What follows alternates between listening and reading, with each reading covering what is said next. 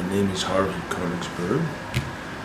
I live in Woodstock, New York. I have a Aikido dojo in Woodstock, and I come down here to train with Otani Sensei.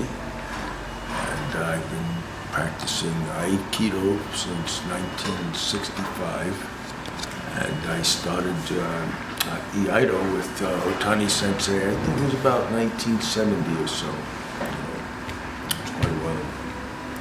And it was quite an experience. I mean, it was very,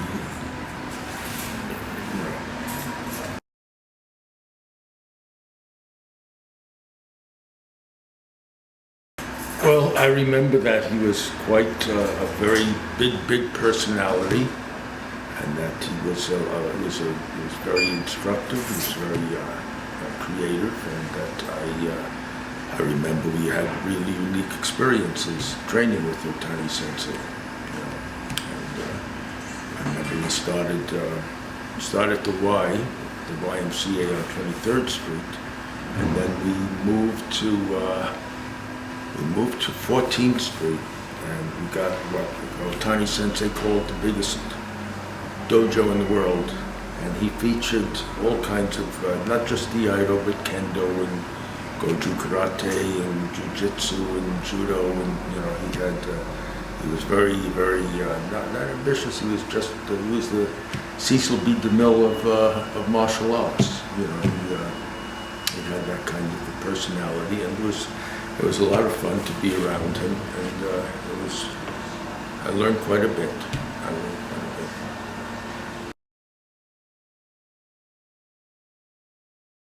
Well, it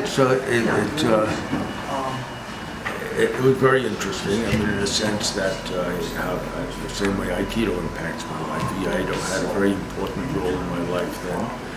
And you never knew when Otani Sensei would pop up and ask you to do something. So a lot of times you kind of, and you never knew what it would be.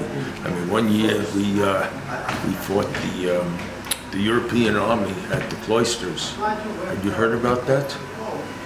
That was very interesting. Anyway, one of our members somehow belonged to the Association for Creative Anachronism. And they had an event every year at the cloisters, a medieval event. So somehow we got challenged to a duel, And of course, Otani Sensei, he always liked action, and he accepted. So we were training to do a duel at the cloisters. And I remember. He said, I said, Sensei, how are we going to do this? It was like not easy, to duel somebody who has a shield and a sword, or whatever they were using, maces. He says, very easy, bing, bang, bang, over. He says, if it was me, he says, I would do it. He says, I'm the general, so you guys are the army, you have to do it. I said, thank you, Sensei, that's very informative. I knew it wasn't like 1, 2, 3, So Rico guy and I would go train, and we found that there was some things that were very effective against somebody using a shield. So we trained the other people in the school. They thought it was bing, bang, bang. Anyway, so the day before the cloisters, he said we had special training, and then he saw that a lot of people weren't getting it. It was difficult. And at first he said, nobody gets hurt. That's the most important thing. He says, nobody gets hurt. He says, and then afterwards, like he says, if we lose tomorrow, he says, no more school. That was it, So the next day we go to the cloisters, and we prevailed. I used some Aikido moves, and Rico just jumped up and kicked the guy's shield down. And then there was coverage, television coverage. It was a big, an event. Anyway, so that was Otani Sensei. He always got you into unusual circumstances. Like when we had the martial arts, Japanese martial arts hall on 14th Street.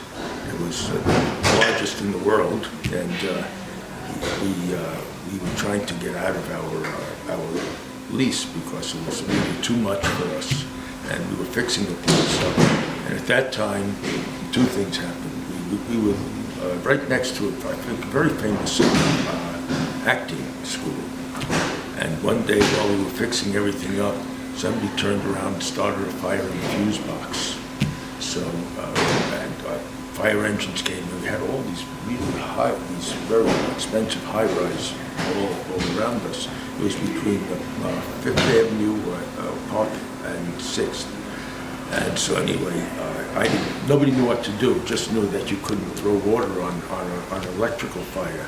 So we'd run down, fire, the trucks come, people are pouring out of like the acting school, buildings, and there's Otani Sensei in his full regalia handing out leaflets from our school saying, "It's the Japanese martial arts. We've saved your lives. We saved your lives." Meanwhile, we're the ones starting the fire. But that was Otani Sensei. He was a great character.